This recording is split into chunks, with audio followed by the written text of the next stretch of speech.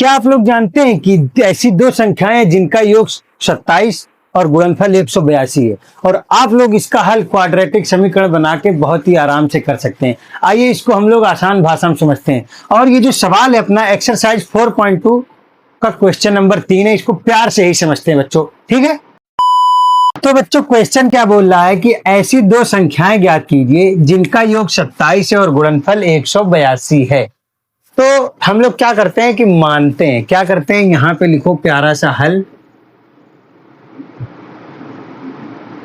अब लिखो माना। क्या माना मेरी जान?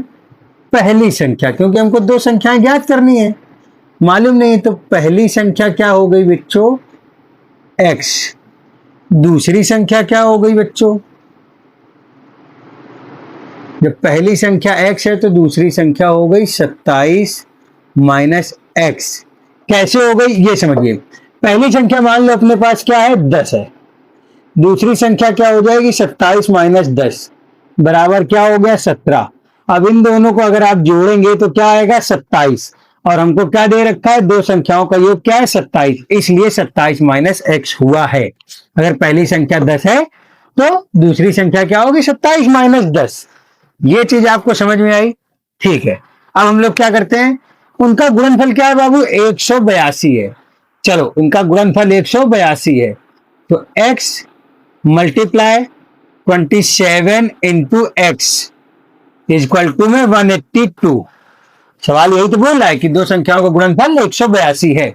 बस इसका ब्रैकेट ओपन करो तो 27x हो जाएगा माइनस का x स्क्वायर हो जाएगा, इक्वल टू में क्या हो जाएगा, 182।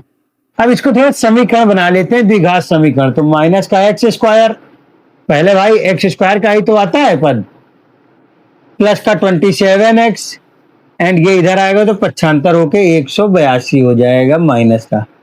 अब माइनस तो रहता नहीं है बाबू, माइनस के अंदर गुणा करोगे, माइनस से माइनस कट जाएगा तो एक्स स्क्वायर, प्लस है तो माइनस हो जाएगा 27x, माइनस है तो प्लस हो जाएगा 182।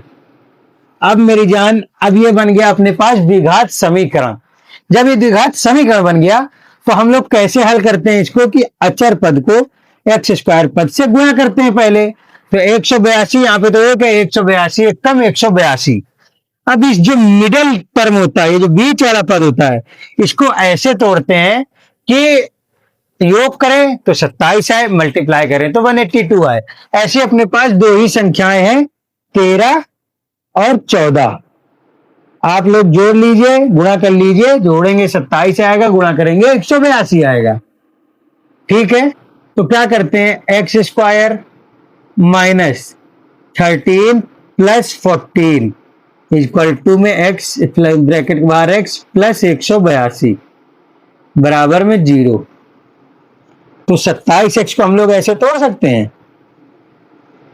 अब क्या करो बाबू, एक्स स्क्वायर ब्रैकेट ओपन कर दो तो माइनस का 13x हो जाएगा, माइनस अंदर होगा तो माइनस का 14x हो जाएगा। ये बात आपको समझ में आई? x का अंदर गुणा ही तो किया है, और जो 182 है इसको ऐसे ही रख दीजिए। अब हम लोग क्या कर सकते हैं, आप बताओ, थोड़ा ऊपर कर लेते हैं। तो अब हम लोग क्या कर सकते हैं बच्चों, कॉमन ले लो। पहले इस पद में कॉमन लिया जाता है, मैंने आपको पहले ही बता रखा है, पिछली क्लासेस जाके अटेंड कीजिए, इसके पहले वाली क्लास जाके अटेंड करेंगे तो आपको ये चीज अच्छे से समझ आ जाएगी। पहले इस पद में कॉमन लो। पद कॉमन तभी लिया जाता है जब दोनों पद में एक चीज समान होगी। कॉमन का मतलब ये होता है, इसमें भी x है, इसमें भी x है, तो हमने क्या किया, एक x बाहर ले लिया, तो अंदर क्या बचा, 1x, और माइनस 1x बाहर है तो बचा 13। अब इस पद में कॉमन लो, माइनस का चिन्ह है तो इस पद में कॉमन ले लिया, माइनस का क्या 14 आ जाएगा, क्योंकि 14 इसमें भी है और उधर भी है।